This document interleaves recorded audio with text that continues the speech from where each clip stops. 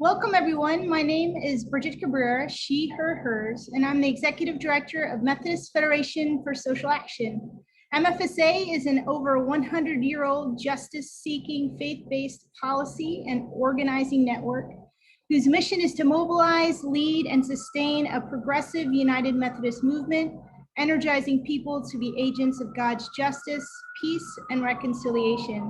And we're so excited to be co-hosting this series of webinars with our dear partner, United Methodists for Kairos Response. A few announcements concerning our call today. We invite you to please keep your videos off while we're on the call. It helps with having so many folks on the call with our connection and our internet connection. Our webinars are a place to learn, engage, and be in community together in order to create an equitable and brave space. We do not tolerate any hate speech on our webinars. We're also recording this webinar. That recording will be shared in the coming days. You'll get some information about that. We invite you to share that with others. As you have questions, please type them in the chat box. Those will be used during the Q&A. And the closed captioning is automatically generated. You should see that on the bottom of your screen. And so please excuse any spelling or any other errors that will probably occur. Thanks you all for being here. Now I'll turn this over to our moderator for our conversation today, John. Hi, I'm John Wagner. I'm one of the co-chairs of United Methodists for Kairos Response, and I'm co-chair along with Lisa Bender, who is also on the call here today. United Methodists for Kairos Response is a movement for Palestinian human rights, and our goal is freedom, justice, and equality for all Palestinians and Israelis. We engage in boycott and divestment campaigns, political actions to change government policy, and education to help our church and our society understand what is really happening in the Holy Land and how we can support the Palestinian people in their liberation struggle. We believe we are called to this work by Jesus Christ, who values all people on this earth. And I truly welcome you. We're so grateful for you being with us, and some of you have been on webinars with us before, others, this is the first time. I'm so excited about our guests here today. They are Elizabeth Melendez Rivera, and she is the organizing director for Jewish Voice for Peace. And then I'm going to introduce after her Alice Rothschild, Dr. Alice Rothschild, a retired physician, professor at Harvard, and an author and lecturer of great note. So we're so pleased to have both these persons with us to talk about both Jewish Voice for Peace and some of the current events that you all are interested in. I'm going to introduce Lisbeth first. Lisbeth has extensive experience organizing across the intersections of diverse justice movements in the United States, including in her last position as Director of Faith Outreach and Training at the Human Rights Campaign. Her work has led her to crisscross the country, training workers and community leaders in organizing, leadership development, and community building strategies from a grassroots perspective. She can be contacted, and you can view her work and position at Jewish Voice for Peace, jewishvoiceforpeace.org, and that should be in the chat as well, and it's pretty easily available. So, Elizabeth, welcome. Thank you, John. First of all, I want to greet you from the Piscataway stolen land in eastern what is known as the United States. Again, it is a pleasure as always to share time and space with Methodists across the country and the world. As John mentioned, I am the former faith director for the Human Rights Campaign, so I have shared time, space, and struggle with many of you over the last 20 years. Currently, I am the organizing director at Jewish Voice for Peace, and what brought me here today was to talk a little bit about our history, about our current campaigns, and to answer some of the questions that many of us have, particularly when when as Christians we're asked to support a state that is not acting in accordance to the justice principles under which we act and try to live into every day. So Jewish Voice for Peace is an organization that was born in 1994, and with like many organizations for social movements, was born out of the questions of students, 3 students in particular, who went out looking for Jewish allies that would see the world in which they saw it, a way in which you would think of not the state of Israel, not the invasion of or the Nakba of and the displacement of Palestinian and other people in what is now known as the state of Israel in 1948 and before that, but that would understand that we could all still continue to live together and recognize one another and be just about the way in which we do this, without genocide, without violence, and in a just way. When Julie, and Rachel came together at the University of California in Berkeley, they were literally seeking to respond constructively to controversies around the 1996 Western Wall excavation, because it infringed in not just sacred Jewish land, but Muslim and Christian land as well. They came together, and like many other national organizations, began a movement that then spread through the country and rose from its grassroots into a national perspective that values more than anything discourse, process, and consensus than a top-down approach that would tell people how to act, what to do, and how to do it. So part of our core principles at Jewish Voice for Peace, or JVP as I will refer to just for shorthand moving forward, is that we will indeed engage in dialogue, engage in discussion, answer questions, and struggle with what does it mean to decouple anti-Semitism from anti-Zionism.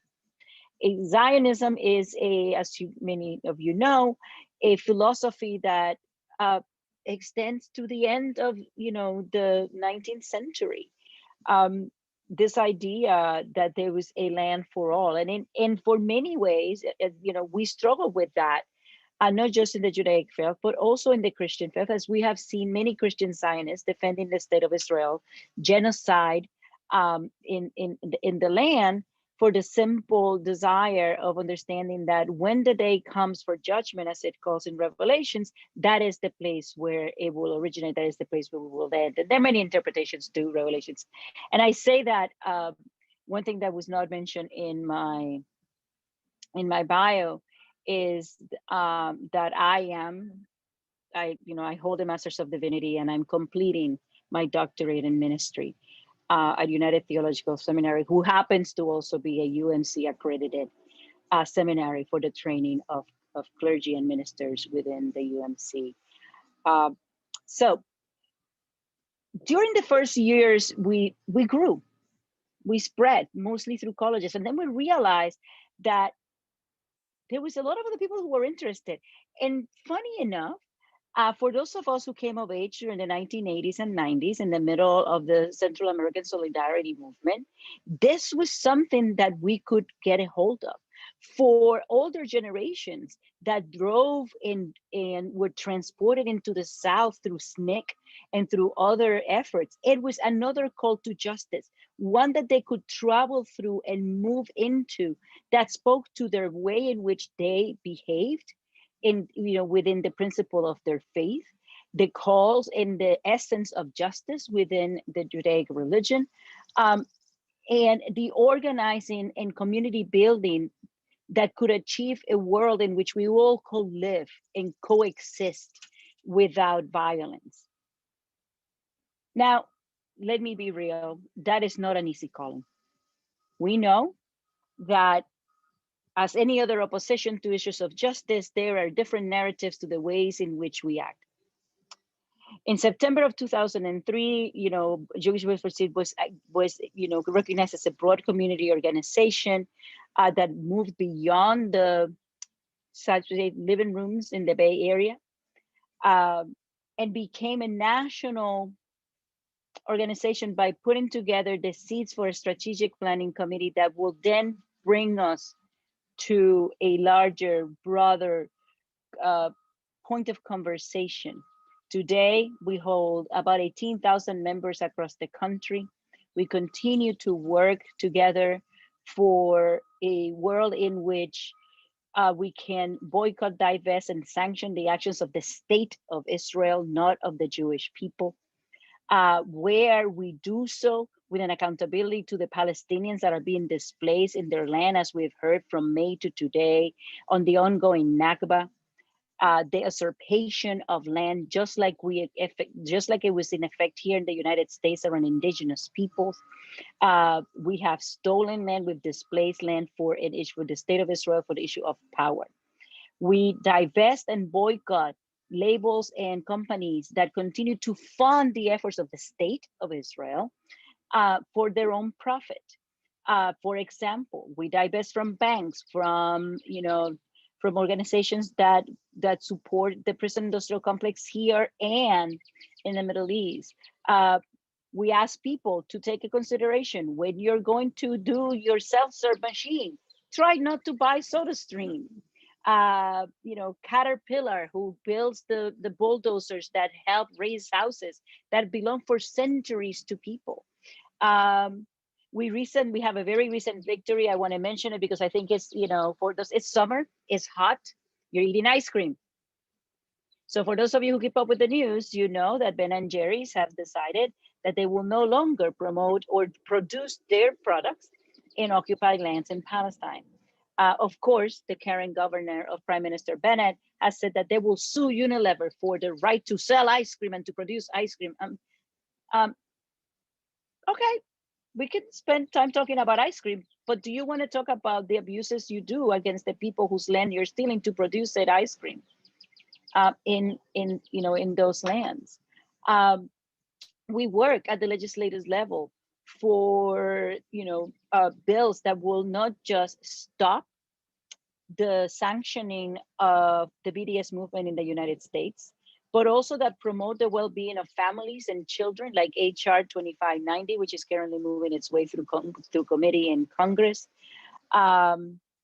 We hold training, Zionism 101, wrestling with Zionism, and what does it look like, particularly where we seek to live into a Jewish world that is different than the one in which we're presented now. What does it mean to live in this land, occupied land itself, and promote the occupation of others? I'm sure that Alice will speak about what does it look like when only a particular segment of the population is being vaccinated for what we know is a deadly disease. Apartheid did not stop when Mandela sought the freedom of South Africa. Apartheid is a systematic way in which we select a particular group of people and alienate them from their humanity. It is the purpose of Jewish for Peace that not just for racial, gender, and any other differences, that we live into a world where anti-Semitism does not equal anti-Zionism, where definitions of the stop of like our freedom to speech and to freedom of speech and to speak what we believe is the right and the truth under the Judaic practices, being secular or religious, that we have a right to do that, and that we have the right to lean into our justice principles, not just as Jews but as Christians, and that our allies will help us achieve a time in which Palestine will be free, will be encompassing. There are many other questions that I'm sure you have in the upcoming minutes, but know this about us today. Jewish Voice for Peace continues to be a growing organization focused on efforts to promote and support the boycott, divestment, and sanctions that will continue to affect the people of Palestine, to seek a free Palestine with the guidance of the people that inhabit that, as well as the Jewish people living in Israel who understand that there was a time in which we all lived as one. And to do so in a way in which all of our racial, ethnic, and other differences are honored and not used as a tools of division, just like they are in an everyday living here. For that, I ask you that you subscribe to our newsletters, that you come and participate in our webinars, that you continue to educate yourself, that you invite us to forums like this to talk about particular campaigns, that when Facebook, continues to shut out the voices of those who speak on their behalf of the parts of their humanity and of their death, that that you say, no, enough, listen, hear us, let others speak for themselves, because self-determination is important to us and to everybody. I'm going to stop there. I think there's a lot more that can be said, but for the time being, I want to make sure that Dr. Georgia have the opportunity to have her piece, and we'll come back and we'll answer some questions later. John? Thank you so much, Lisbeth. We're going to hear now from Alice Rothschild, Dr. Alice Rothschild. She is the leader of the Jewish Voice for Peace Health Advisory Council. She's also been a physician, now retired, and assistant professor of obstetrics and gynecology at Harvard Medical School. She lectures widely and is the author of many books, including Broken Promises, Broken Dreams, Stories of Jewish and Palestinian Trauma and Resilience. She also directed the documentary film Voices Across the Divide. Her website is www.alicerothschild.com. That will be in the chat section, and you can find that easily. Just a reminder, we will be asking for your questions after Alice gives her presentation, and you can ask questions, and we'll try to ask our presenters as many of those as we can. Alice. Thank you very much, and I bring greetings from Seattle and from the lands of the Duwamish people. So I was asked to give a very brief personal history and then touch on some major issues now. So since there are only about 1 million major issues, I'm going to do kind of a speed dating through the issues that I think we should be talking about. Happy to talk about other ones. And this is just to give you a taste to stimulate conversation. So in terms of my own personal history, I grew up in a very traditional Zionist Jewish family in a small town, went to Hebrew school, had a bat mitzvah, went to Israel when I was 14. And so I come from that tradition. I'm also a child of the 60s, and I got much more politically oriented in the 60s and 70s and in medical school, and really learned about feminism and healthcare reform and analyzing things and using political principles and studying colonialism and racism and those kinds of things. And so as a Jewish person, I realized I had to struggle with the whole issue of Israel and my love, uncritical love of Israel. And so in the 90s, I got involved with a group of other Jewish people with similar concerns. And we started examining the Israel-Palestine conflict, meeting with Palestinians, lefty Israelis, lefty rabbis, a whole host of people who educated us. We started reading the new Israeli historians, and gradually we formed a grassroots organization. And so I've been through a number of grassroots organizations that finally landed in Jewish Voice for Peace when it went national. And what I'm trying to do now on the national level is to focus on examining occupation and siege through the lens of healthcare and human rights. So that's my very quick journey into this field. So in terms of updates, I think I'm just going to start out with a brief talk about the recent Israeli elections. And I'm going to assume that you know some basic stuff. If you don't, just ask questions and we'll fill in the details. So as you know, Naftali Bennett, who is the head of a settler organization, won the recent Israeli election. And the thing to remember about him is he is to the right of Netanyahu. And that his coalition, it's a parliamentary system, so they make coalitions to have power. His coalition is extremely fragile. And the only thing that the coalition can agree on is that they want to get rid of Netanyahu, which they succeeded in doing. I think the important thing about this election is looking at the Islamic party in Israel called Ra'am. So the third largest party in the parliament is the Joint List, which is 13 Knesset members, and they are a union of 4 parties that represent what the Israelis call the Arab minority. I'd like to call it the Palestinian minority in Israel.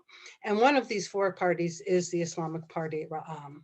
And so they have 3 members. And so with the support of Ra'am, and some finagling with the other joint members about abstaining and delaying, et cetera, Bennett won. So that's the big news on that. And the head of Ra'am is Mansour Abbas. And he was willing to sign up to a coalition of 8 other parties that go across the entire political spectrum and to end Netanyahu's 12 years of power. From what I can tell, they also shared some religious fundamental social positions, like their opposition to LGBTQ rights. So what we're seeing is, after a long delegitimization of the Arab voice and exclusion of Palestinians in public discourse, the Ra'am has changed the rules of the game. So the party now has won the leadership of 2 Knesset committees and promises of economic plans and budgets for the Palestinian community in Israel, and improving infrastructure, fighting crime in Palestinian majority towns, stopping demolition of Palestinian homes, recognizing Bedouins, all sorts of things that actually would be good for Palestinian citizens. We will see if this actually happens. Honestly, this is likely to be a transitional government that will be replaced shortly by a more right-wing administration. Now, you should also know that there was a tremendous amount of opposition within the Palestinian community in Israel, who basically said that the discrimination against Arab citizens cannot be separated from the national conflict. And any solutions that ignore the bigger sources of the conflict are bound to fail and may actually be dangerous. So then if we focus on the Palestinian legislative elections, just as background, Mahmoud Abbas, a different Abbas, he was elected president in 2005 for a 4-year term, and he's still in office. And the last elections in Palestine were for the Palestinian Legislative Council, which was held in 2006. That is when Hamas won in Gaza. And then there was a brief unity government, and the following year, a civil war, and then Hamas took over Gaza. So there've been various calls for elections within the Palestinian politic. And so in January, they were promised an election. And this was indefinitely postponed in April. So the things to know about this are the Palestinian Authority and Fatah, which is the group that runs the West Bank, is a fairly sclerotic organization. It's fairly corrupt. There's a whole patronage system. And the Palestinian Authority security works in cahoots with the Israeli security system. Basically, their job is to maintain a quiet occupation. And unfortunately, they use the exact same tactics that the Israeli government uses. So, arresting activists, tear gassing demonstrators, torturing prisoners. They're using the same playbook. And in exchange for this, the PA, the Palestinian Authority, receives billions of dollars from US-led, quote, donor countries, and from the Palestinian taxes that are collected on its behalf by Israel. The other thing that keeps the Palestinian Authority in power is that it is a source of income for thousands and thousands of Palestinian families in the West Bank. Now, Mahmoud Abbas is very unpopular. There have been protests against him, aggressive suppression against the protests, and many feel he should have stepped down a long time ago. So the feeling is he probably postponed the elections because he was afraid he would lose. But also, the Israeli government said that the people in East Jerusalem who are Palestinian would not have the right to vote, and that was his excuse for postponing or canceling the election. And just to be clear, East Jerusalemites do not have citizenship in Israel, they have residency. And so their status is very difficult for them because they're not, under international law, they are occupied, but Israel doesn't recognize that. So this is all in a big mess and in a big standstill. Now, if we turn to another hot topic, which Elizabeth mentioned, the COVID-19 pandemic. If you're really interested in the details of this, I do keep a weekly timeline of the COVID-19 pandemic in Israel-Palestine on the JVP Health website.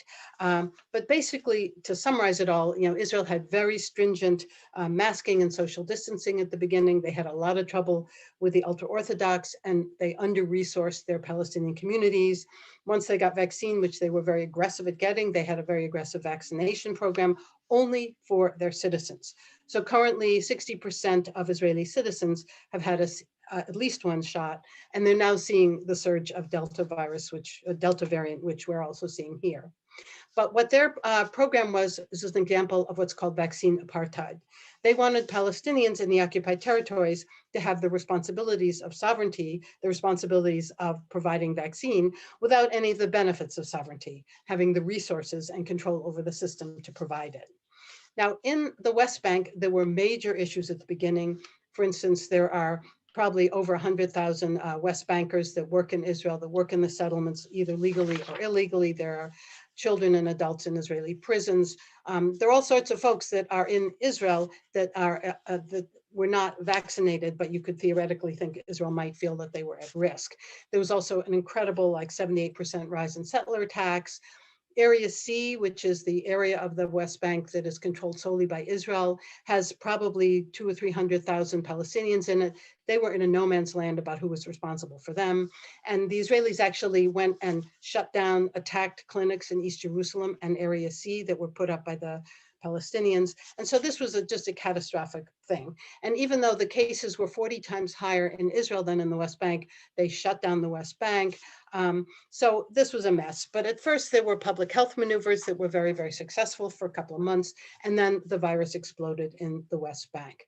So now we have an overwhelmed medical facilities, lack of vaccine access, rising Delta variant, and inadequate resources and testing. If we look at Gaza, things are like 1,000 times worse. Before the pandemic, Gaza was really a setup for catastrophe, an incredibly high-risk population. They had maybe 100 ventilators for 2 million people. So they were very aware they couldn't cope with a pandemic. So they had very powerful public health maneuvers, strict quarantine, and they succeeded in stopping the entry of the vaccine into Gaza until August of 2020, when it exploded into the Strip. And then they did their total closure. And so there was a closure within a closure, and people were stuck in their houses without resources, without electricity, et cetera, et cetera.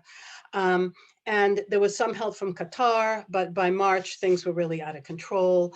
1 out of 3 tests were positive in Gaza by then. They got some vaccine, began to trickle in from various sources. It really kind of peaked in April. And it's just been an incredibly difficult situation for Gaza. And there are some things that you need to think about. It had a major spike in mental health issues, a major spike in gender-based violence. These go together, increasing poverty. There was a real difficulty in getting permits to leave the Strip to get high-level health care. So people were suffering medically. Then on top of all of this, in May of this year, there was the 11-day assault. And that assault left over 250 people dead and almost 2,000 wounded, and thousands of residential and commercial units destroyed.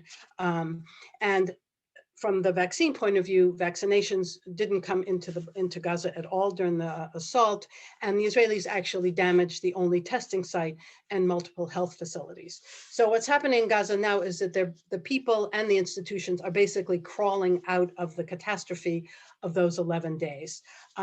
As someone who's followed this closely and knows that people were crowded together in UN schools, in their relatives' homes, trying to hide from the bombing, this was a setup for massive blow up of the virus. But we can't document that because there's no community testing.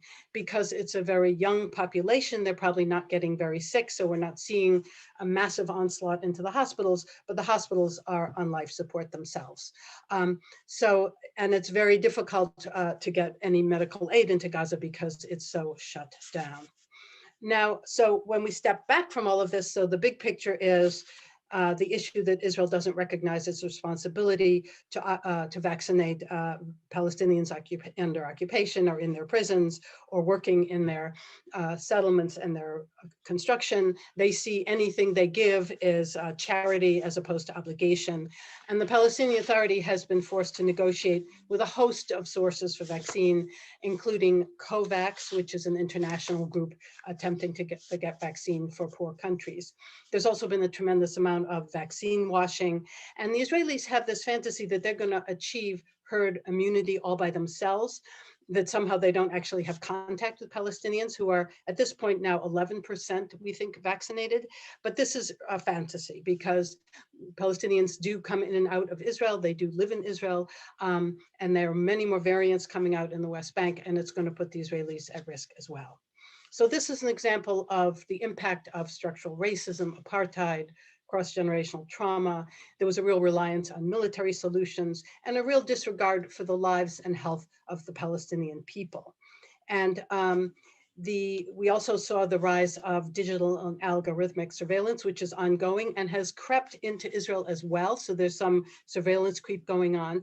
But what this all makes very clear is that the health of Palestinians is intrinsically related to their liberation and to the end of the siege. And also that not only does Israel have a moral and, by international law, legal responsibility to vaccinate Palestinians, but it's also in their self-interest, and they're so blind they can't see that. So I want to now focus on the May assault in this speed date. So the thing to remember is that there were multiple provocations by Israel in East Jerusalem at Al-Aqsa Mosque. Over 300 people were injured. So Israel poked and poked and poked and poked until Hamas finally felt that they needed to launch rockets. So what was different about this attack than all the other attacks? I won't go into the horrendous details. But the things that were different this time is that, first of all, Palestinians in Israel, in Acre, in Haifa, in Jaffa, in Lod, in Nazareth, in Ramla, rose up in protest. So for the first time, we had Palestinians protesting on behalf of their brothers and sisters in Gaza. And so that implies that Palestinian citizens of Israel have actually reached some kind of breaking point after 72 years of racist and exclusionary policies by the Israeli government. And by the Israeli attacks in East Jerusalem and the ever increasing rightward tending towards fascistic political parties in Israel. The other thing that happened, which was very, very different, is that there were protests all over the West Bank. So you see sort of a unity amongst all the Palestinians in all the places that they were located, calling out this assault. So this is what's really different. So we're seeing attitudinal changes, both in the region, but also in the world. There's more unity in the Palestinian community locally and nationally. People are organizing outside their usual political boxes. The BDS movement and the condemnation of Israeli governmental behavior is much more international. And in the United States, there has been a dramatic change in opinion that's generational. So older folks like me tend to stand with Israel right or wrong and see every criticism of Israel as a type of anti-Semitism, but their children, their grandchildren are all in a different camp and are recognizing the narrative of Palestinian history and the rights of Palestinians to have equal rights to Israeli Jews. We also are beginning to see some cracks in the mainstream media. I would call attention to a new bureau chief in Jerusalem, Patrick Kingsley at the New York Times. He and his cohort have written some really amazing pieces that 5 years ago would never have happened in the New York Times. So there are some cracks there. I want to focus a little bit on the academy because that's something I'm very interested in, because in the academy, in medical journals, in scientific journals, in social science journals, there's a long and painful history of suppression of information and opinion on healthcare and health status in the occupied territories. And there was just a recent amazing blow up that I'm going to explain to you regarding the Scientific American and the British Medical Journal. So we know that academic journals and research in medical fields, social, political sciences now have some kind of understanding about structural racism, implicit bias, and the personal and public health costs of bigotry, chronic stress, what I call the diseases of oppression. But there's one area of scholarship where these rules don't apply, and big surprise, that's Palestine. So there was on June 2nd, an article published in the Scientific American called "As Healthcare Workers, We Stand in Support of Palestine." It was a brilliant article, documented what was going on in Gaza and about the impact of micro and macro aggressions within the United States. And it really outlined the human and medical consequences of what's happening in Gaza. And this piece lasted 9 days before it was retracted. And we see this over and over and over again. The very esteemed journals put out something that's actual factual material, vetted, fact-checked, et cetera, and then they get viciously attacked by Hasbara organizations, and then they retract articles that are accurate, or they get very apologetic and start doing apologies, or they publish, a whole journal on how wonderful healthcare is in Israel. So this kind of suppression is ongoing, and there's been a lot of talk about this and a lot of concern that this is how the academic community is functioning. So I was absolutely thrilled to see July 9th in the British Medical Journal a piece called "A Call on Academics and Humanitarian Workers to Speak Up for a Palestinian Right to Health and an End to the Israeli Military Occupation." So they named what was going on. They put it in a bigger international context of attacks in Myanmar and Tigray and Syria and Afghanistan and places like that on healthcare systems, on institutions, and said that medical people and human rights people and academics have responsibility to speak out against this. And so this is a big deal. And there's actually a group called the Global Alliance on War, Conflict, and Health that is pursuing this movement. So this made me fill with happiness, basically, that now it's being said research have a responsibility to amplify the voices of those experiencing, the lived burdens of war, occupation, armed conflict, et cetera, and that must include Palestine. So what I'm going to conclude now is that when we look at the whole picture, we see basically a continued ongoing Nakba of Palestine. We see an ongoing colonization project with Israeli settlements and Israeli control. And what we have to remember is that the status quo can only continue if we as human beings see Jews as more human, more deserving, more innocent, more honorable than Palestinian Arabs. And tragically, that attitude is the core of Zionism. So we as a community, if we stay blind to Arab suffering, this suffering will continue. So the fundamental issue of this conflict is one of racism and very violent settler colonialism. And as we can see, it can potentially lead to ethnic cleansing and genocide. And that is something that we must work to stop. Thank you. Thank you so much, Alice. I'm going to follow up briefly just with a question to you, and should be fairly simple, but we talk about liberal Zionists, both Jewish and Christian liberal Zionists. What does that mean, and how are they different from somebody like you? So my understanding of liberal Zionists are the following. Jewish people in general for years have been a progressive subgroup of society. We support civil rights and human rights and labor unions and all sorts of things that are called progressive. And so, and we pride ourselves in our progressiveness. So liberal Zionists embrace those kinds of things. And they also embrace a fantasy of Israel, that Israel somehow can be a democratic, just society while it's privileging Jews over non-Jewish people.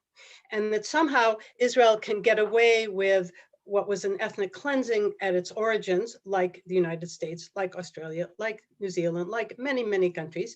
But somehow Jews had a right to do that because of the trauma of the Holocaust. So for me, liberal Zionists are very decent, good people who have this sense that Israel is the exception. And they are unwilling to confront the consequences of Zionism, which is a political movement that privileges Jews over everyone else. And I would argue that as long as you embrace a movement that privileges one group over another, that you can't live in a just society, that you can't have a true democracy, that you can't treat everyone equally if some people are more equal than others. And so that's the dilemma for liberal Zionists. All right, thank you. Elizabeth and then Alice, I wonder about the, you both alluded to increasing awareness, activity, advocacy among in the Jewish community. What is the extent of the outreach of Jewish Voice for Peace, Elizabeth? And I sense it goes beyond the 18,000 you mentioned. And then do you see this growing? You see this growing exponentially, or is this a kind of flash in the pan? So let me from the Jewish Voice for Peace perspective, from JVP's perspective, we have the number that I mentioned earlier, 18,000, is our dues paying members, but our reach is over 200,000. When you really take a look at our social media, our our engagements, the people who show up to our actions, the people who receive our newsletters, we know that this is a growing movement. Alice very clearly spoke to a place where naturally, in the ways in which movements move and wave in and out, youth has always been that force that crosses that wave to grow. It is no different today than it has been in the past. We find our numbers growing exponentially, and people under the age of 35, millennials, Zers and the like, while remaining steady in our numbers for Gen Xers and baby boomers, who again came up through a justice lens in the 60s, 70s, and 80s. We've seen what medical apartheid looked like around HIV/AIDS. We have seen, what does it look like for people in Central America not to do. We've seen what our work was able to accomplish in the South. And so our children continue to engage in questioning the authority, questioning the narrative of, as Alice again refers to, one group of people being better than the other. And this is something that we don't just see in Judaism, we see this across the board. But as it refers to Jewish Voices for Peace and the work that we do, it is amazing to all of us that the core of the people on the streets, vocal and making sure that these issues are heard, are people under the age of 35. And we have people in high schools and middle schools, in Hebrew school, and Jewish, in synagogues, and in others, saying to their parents, I doubt your narrative. That is an opening that we must not waste. And so we engage in education, we continue to grow. It is a garden that we continue to water and to, because the flowers that will be born out of that will be what will eventually make sure that this oppression as we know it, particularly as the refers to the genocide of the Palestinian people, will stop and Palestine will be free. And the thing I would like to add is that everybody has their tipping point where their blindness can't continue to exist. And what I've seen is after each massive assault on Gaza, some collection of people, Jewish, non-Jewish, Christian, whatever, reach a point where they can't not see this anymore. And the problem is that once you see it, then you can't unsee it. The other tipping point thing that happened in this movement was that Black Lives Matter folks, in their position paper a couple of years ago, stood in solidarity with Palestine.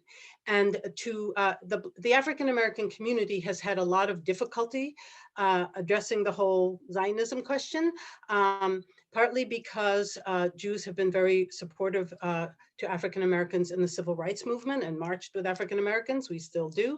And African-Americans did not want to offend their Jewish sisters and brothers. And so they stood with Israel, and they saw Israel as sort of a redemptive kind of place, and ignored the apparent Islamophobia, racism, etc.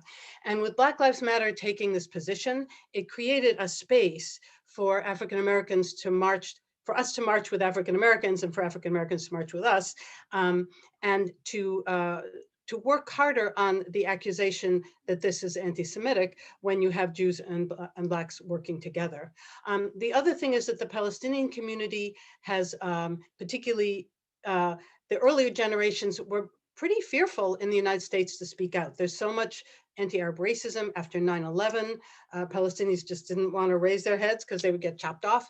But their children and their grandchildren are now loud and vocal and organized. So we have a much more dynamic and loud Palestinian voice, Palestinian organizations, that we all can work together. And so that also has raised the profile. So Jewish Voice for Peace is very, very proactive about intersectionality, about finding who our allies are and marching all together and learning and understanding that Jews don't have to take the leadership in this all the time, that there are people, for instance, Palestinian leadership, that we should be listening to. Yeah, you're muted. Thank you.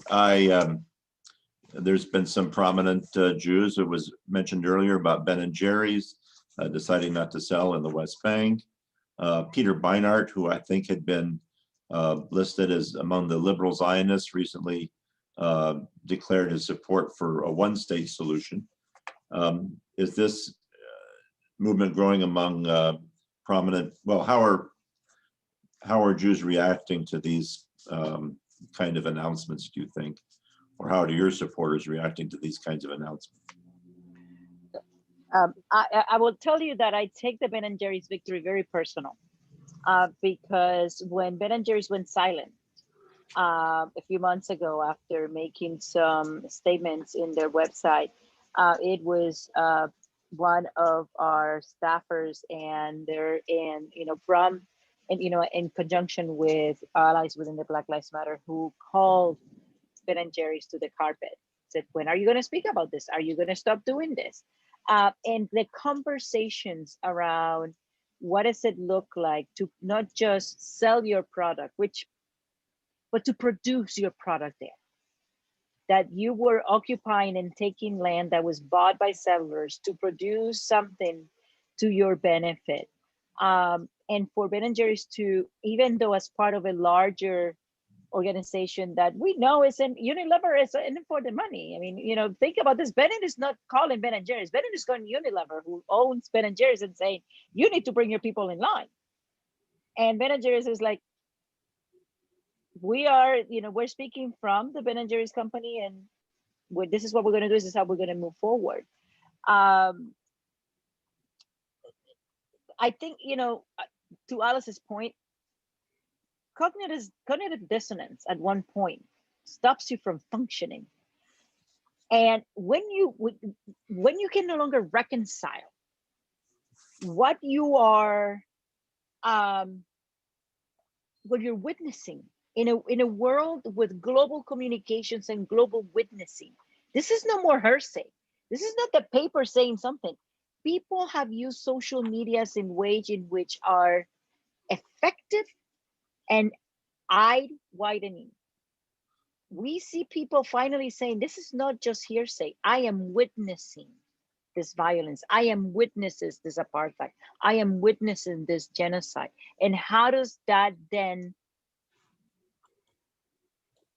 fit with this belief I've had until this moment? And it is in that moment of awakening that people are able to then engage in productive conversations that will help them move in a direction of justice and not simply existence. Okay.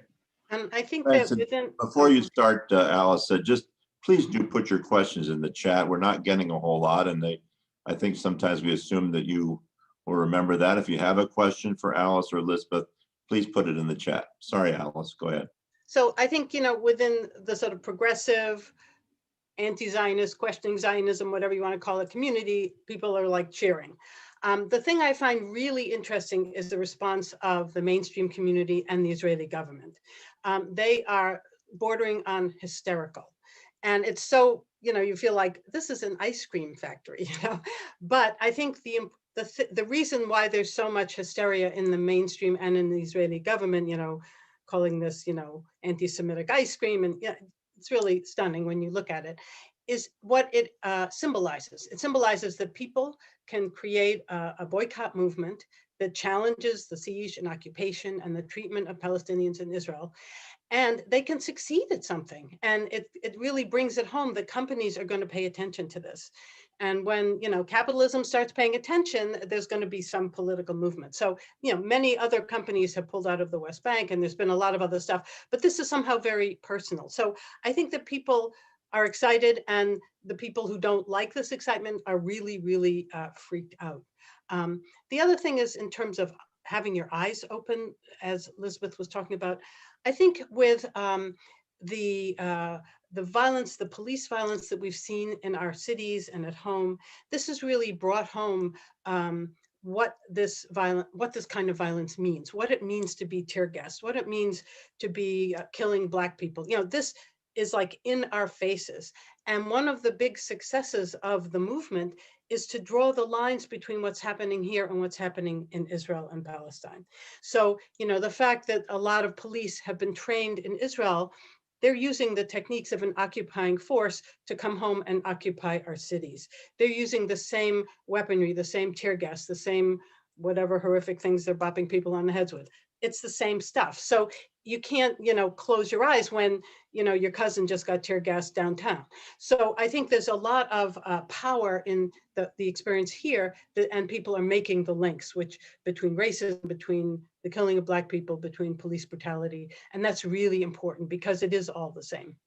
And I want to add to Alice's point here that we do hold a campaign called the Deadly Exchange, which seeks to pass resolutions in, from the local level to the federal level around the divestment of monies to Israel through the exchange of weapons and knowledge that are then used in the United States to suppress, oppress, and kill our people. And it is something that people do not speak about. But when you purchase this knowledge, you contribute to a $3 trillion dollar annual investment in an ally that then sells us the ways in which we suppress the freedoms that many people have so hard sacrificed for in this country, even if we have such a long way to go for justice in this country itself. And there was this Israeli security company, I can't remember the name of it, just revealed that they're NSO security has been using to spy on journalists and activists. You know, we're not safe as long as this kind and of government officials, they just found in their records that they've spied on Macron, they've spied on the Prime Minister of Germany. Anybody who they perceive to be an enemy of their goals, they have spied on. This is not something that does not affect your everyday. Right. I'd like to turn just for a bit to the fact that we have a largely Christian audience or church-based audience. Churches, denominations have been active and as best they can in opposing human rights violations. Just this past week, the United Church of Christ passed a very strong resolution mentioning or talking about Israel as an apartheid state.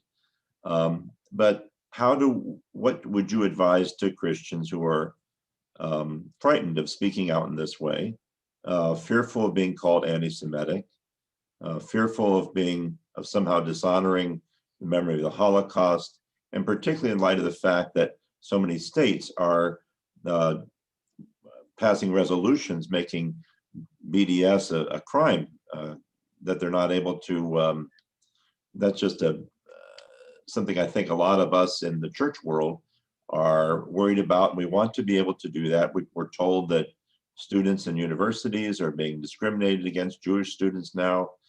You know, that's part of the dilemma for us Christians. How about either of you just take a brief shot at that? Sure. Go ahead, Alice. Go ahead, Alice. So first of all, I think we need to acknowledge this is a really hard place. And one of the things that is important is to listen to people and their trauma and their concerns, but then to start dissecting what they're talking about. So anti-Semitism is hatred of a people, characterizing, caricatures and all that kind of stuff. That is very different from hating a country, which is Israel. And I think one of the things that we need to sort out or tease out is the difference between, Judaism, which is a religion, Zionism is a political movement, Israel is a country. You can talk about all of them separately, and that all Jews are not Zionists, all Jews are not Israeli, all Israelis are not Jews. I mean, you got to make the language really, really clear. And there will be people in the Jewish community who will be heartbroken, who will accuse you of being a traitor, God knows what they will call you. But I think you need to find your Jewish allies and work with the protection of a Jewish ally to tease through what the language is and to help people to be braver about speaking out. And what I will often say to people is this good for the Jews? I mean, if all you're concerned about is the Jewish people, is what Israel doing really good for the Jews? Did we really struggle to create this particular society? Do you support ethnic cleansing? Do you support women delivering at checkpoints and children being bombed. Is this really what you mean? And I think it's important to educate people about the number of Jews who do not support Israel, who are not Zionists, who are questioning Zionism. And it gives some breathing space to have this conversation. But there is no doubt in my mind that this is very hard. And having the State Department with its ridiculous description of what anti-Semitism is, and one of them is criticizing the state of Israel, makes it really hard. And it is a dangerous time. And so we need to be doing political organizing around on the state level, on the federal level, about all these definitions of BDS as a crime. I mean, BDS is a political movement, nonviolent political movement. And it is the power of our voices that is going to change the political climate and make it better. Let me for a second address the denominational question, John, you posed around not just, so I want to be clear that what I'm about to say predates my employment at JVP, just for the sole reason that I don't want people to think that, I did this because I work here now. I happen to be a board member of several iterations of boards and so on within some of the seven large denominations, including the UCC. And as part of both the Latinx and the LGBTQ programs, we work together with others to put that resolution that just passed at the UCC. And the amount of education, of materials, of conversations, of heart-to-hearts that we had to have with one another around the points that Alice brings, the differentiation in language, the misunderstanding of what each of those things means, taught me that the number one place for us to look for allies and to have the conversations with churches, congregations, and in the denominations at large is to begin defining what that means. What does the religion means versus the state means? Because Israel has been so successful as equating the state of Israel with the religion of Judaism, people feel entitled to call you anti-Semitic for the simple reason of the same way in which they call you anti-American because you questions the action of your government against its own people. It is the same thing. The state of Israel is very different than the religion at large. We know that a large portion of the Jewish population across the world does not agree with the actions of the state of Israel, even within the borders of Israel. These are voices that are silenced. And I'll tell you that from personal experience, where my spouse happened to have gone to Israel. She is the child of a Muslim Arab and an Ashkenazi Jew, and she was stopped at the airport for 7 hours and was questioned for 7 hours on her right to visit her land. What are you doing here? Like, what do you bring? Like, are you trying to destroy us? And her answer being, no, I'm here to see both my people because both my people originate here. They coexist here. And to have to witness what her family had gone through and bring that information back home to the work that we were doing and the policy, it's, I don't recommend you go to the Middle East at the moment, but when you do, make sure, when and if you do, make sure you don't stay isolated by the washing away of the injustice against the Palestinian people. Make sure that you see the cattle-like conditions by which Palestinians have to go through in order to move from one side of the country to the other, from one side of Jerusalem to the other. The lack of water, the separation, the withdrawal of the right to home and land. But because when you see that, you understand what it is that we're talking about. And if you cannot go and you need to see that, there are plenty of examples of how we've perfected that system called reservations in this country. Okay. Friends, we're at the hour. We did have a request from someone who I was told can't type a question. So we're going to, I'm going to make the decision to let that person speak. Her name is Lynn Siegel. Lynn, wherever you are and whatever your question is, it's got to be a good question and follow our rules. You're on, okay? None whatsoever. Why were there Palestinian Israelis in the first place? Why were there Palestinian Israelis in the first place? Thank you. So the question is, why are there Israelis who are Palestinian in the first place? So if you look at the history, before 1900, there were people living in what is called historic Palestine. Most of them were Muslim, some of them were Christian, and a small number were Jewish. And they were living together in the Ottoman Empire, basically fairly harmoniously. And then they were colonized by the British. And then that, you know, all the things that happened in the 20th century led to the founding of the State of Israel. So the Palestinians that were living in historic Palestine were there. And then there was Jewish immigration starting in the late 1800s, early 1900s, in response to the anti-Semitism in Eastern Europe and in Russia. And so the Ashkenazi, the European Jews that came in response to anti-Semitism from Europe, and then came to historic Palestine. And basically, the big problem is that as the Zionist movement grew, they didn't come to share the land with whoever was living there. They came to claim the land. And that is really sort of the original crisis and the ideology of everything that came from there. And the Jews from Arab countries and from North Africa came in various waves, and that's a whole nother history. But what happened was that there was a flourishing Jewish community in the Arab world. They considered themselves Arabs, they spoke Arabic, but the countries that they lived in were really unhappy with the way Israel treated the Palestinians, and there was a whole stirring up of protests, et cetera, and it's a whole messy history, and they were brought to Israel. So then there was the importation of Jews from Arab countries in North Africa. And interestingly, because Ashkenazis brought the European racism with them, Jews of color in Israel are in the lower socioeconomics, don't tend to have positions of power, are like African Americans here in some ways. All right.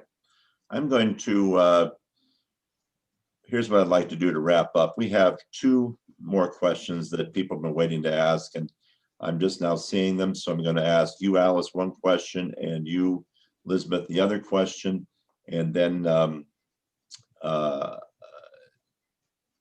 we'll close. And just if you can try to limit it to about a minute and a half. I know that might be tough.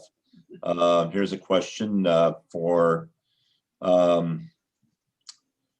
you, Elizabeth. I'm going to ask this. A huge obstacle toward Palestinian support has been statements by various organizations who advocate the destruction of Israel. Are those organizations still advocating such extreme actions? Can you give us a brief answer there? There's always going to be organizations that go to the extreme. It doesn't matter what the movement is. That is, radical movements thrive on creating discord because they understand that that is what brings attention, and they then co-opt the dialogue and other issues. So will they stop existing? No. It is our job to continue to inoculate people against that type of extremism, regardless of what the issue of justice is, and to call people to justice, to call people to fairness, and to call states across the country, in particular the state of Israel, to do right by its own people and to understand its own history, and not to be imitators and repeaters of that they so suffered. To inoculate their own people from that they brought with themselves, as Alice says, and that has then resulted in so many of the current situations. Excellent. So will they stop existing? No, it's our job to silence them in ways in which they're no longer effective. Okay, and thank you, Elizabeth. And Alice, we have a question about one state and two states. How can it remain? How can Israel remain a Jewish state if there's just one state? And could you address that briefly? Sure. So the question of one state, two state, federation, et cetera, is hotly debated. I think the first thing we need to understand is that as long as there is a Jewish state, it cannot be a democracy of all of its citizens. And as long as there are people living under a brutal occupation, there cannot be a just and really vigorous resolution of these issues. So it's becoming increasingly clear that there has to be some bigger thinking out of the box beyond a two-state solution, whether that's one state, federation, et cetera, is for people in the region and their supporters to figure out. Clearly, I think the Jewish character of Israel is well established. Hebrew is spoken throughout the country. There's a tremendous amount of Jewish history. There will always be Jewish character to the country, but it will not be a Jewish state in the future if we move to a more just and democratic solution. And that's a real stumbling block for a lot of people. Great, thank you both. We've come to the close here. What we've been doing is allowing people to speak amongst themselves and have a little chat time afterward, which is kind of fun. But we will excuse our presenters. On behalf of all of us, thank you so very much for joining us today and imparting this wisdom. We truly appreciate it. I believe Bridget wants to say something now.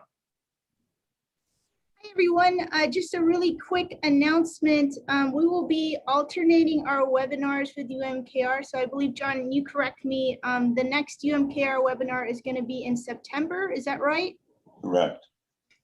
Fantastic. And next month in August, we will be introducing a new webinar series that's going to be co-sponsored by MFSA, UMKR, and the National Association the Native American International Caucus. We're co-sponsoring a webinar on the doctrine of discovery. It'll be a webinar series that will be an introduction to colonialism in a larger series. So you'll hear some more information about that, and I hope that you all will join us on those calls. Thanks, everybody. Thank you. Thank you.